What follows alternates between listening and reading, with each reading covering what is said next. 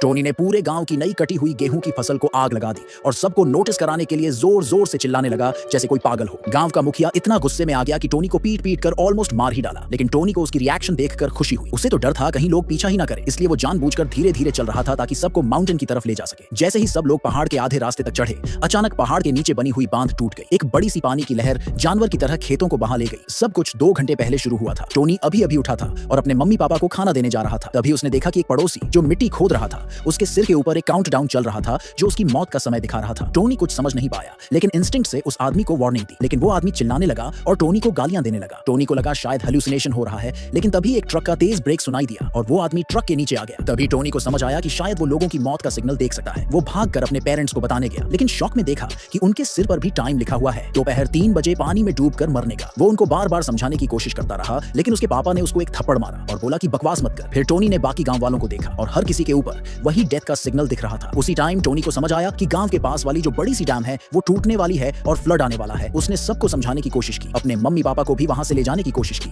लेकिन कोई उसकी बात मानने को रेडी नहीं था। सब लोग बोले कि हमने पूरी जिंदगी यहाँ खेती की है, कभी कोई फ्लड नहीं आया, और वो डैम तो सिटी के टॉप इंजीनियर्स ने बनाया है सबसे हाई सेफ्टी स्टैंडर्ड से, वो कभी टूट नहीं सकता। जब टोनी ने देखा कि कोई भी उसकी बात नहीं मान रहा, तो उसने डिसाइड किया कि कम से कम अपने मम्मी पापा को तो बचाना ही है। लेकिन तभी गांव का मुखिया गुस्से में वहां आ गया। उसने टोनी से पूछा कि अगर सब लोग चले गए तो गेहूं कौन काटेगा, और अगर फसल बर्बाद हो गई तो उसका पैसा कौन देगा। टोनी कुछ समझाने ही वाला था, लेकिन सबको लग रहा था कि वो पागल हो गया है। उसके पापा ने भी कह दिया कि अब बस कर, ज्यादा कहानी मत बना। कोई ऑप्शन ना देखकर टोनी ने हिम्मत दिखाई और सबको धमकी दी कि अगर आज ही सब उसके साथ नहीं चले तो कोई भी एक दाना नहीं काट पाएगा। ये सुनकर गांव वाले और भी ज्यादा गुस्सा हो गए। बहस बहुत तेज हो रही थी। तभी डैम का एक इंस्पेक्टर शोर सुनकर वहां आ गया। टोनी भागकर उसे सब कुछ बताने गया, लेकिन इंस्पेक्टर ने भी उसे पागल समझ लिया। उसने कहा कि डैम बिल्कुल सेफ है। गांव वालों ने भी टोनी पर इल्जाम लगाया कि वो सबका ध्यान भटका रहा है और अगर आज का काम खराब हुआ तो उसी की गलती होगी। अब कोई भी टोनी की बात नहीं मान रहा था और 3 बजने में बहुत कम टाइम बचा था। टोनी पैनिक में आ गया और बिना कुछ सोचे उसने सारी फसल को आग लगा दी। गांव का मुखिया जैसे ही ये देखा पागल हो गया और टोनी को मारने दौड़ा। टोनी भागा और उसके पेरेंट्स ने उसे बचाने की कोशिश की ताकि वो भाग सके। जब टोनी पहाड़ के बीच तक पहुंचा तो उसे गांव के मुखिया का ट्रैक्टर दिखा और उसे एक आइडिया आया। उसे याद आया कि ट्रैक्टर की टायर की हवा वाली ट्यूब फ्लोट की तरह काम कर सकती है। वो तुरंत टायर खोलने लगा। गांव वाले वहां पहुंच गए और टोनी ने चिल्लाकर बोला कि पानी आने ही वाला है, ये टायर जान बचा सकते हैं। उसने सबको बाकी टायर निकालने में हेल्प करने को कहा। गांव का मुखिया उसे देखकर और गुस्सा हो गया। उसने टोनी को चिल्लाकर रोका और वहीं उसे मारने की कोशिश की। टोनी के मम्मी पापा बीच में आ गए और मुखिया को शांत करने की कोशिश की, लेकिन मुखिया कह रहा था कि टोनी बिल्कुल पागल हो गया है। कभी चिल्लाता है कि बाढ़ आने वाली है, कभी ट्रैक्टर खोलता है, कभी फसल जलाता है। बाकी गांव वाले भी टोनी को बुरा भला कहने लगे। जब टोनी को लगा कि कोई भी उसकी बात मानने वाला नहीं है, तो उसने एक टायर अपनी मां को दिया और हाथ जोड़कर पेरेंट्स से कहा कि बस एक बार उस पर भरोसा कर लो। बाकी लोग उसका मजाक उड़ाने लगे, कहने लगे कि अगर बाढ़ आई भी तो एक टायर क्या बचाएगा। गांव का मुखिया इतना गुस्से में आ गया कि बोला अगर सच में बाढ़ आती है तो मैं खुद डूब कर मर जाऊंगा। लेकिन तभी दूर घाटी की तरफ से एक जोरदार आवाज आई। पानी सच में आ गया था।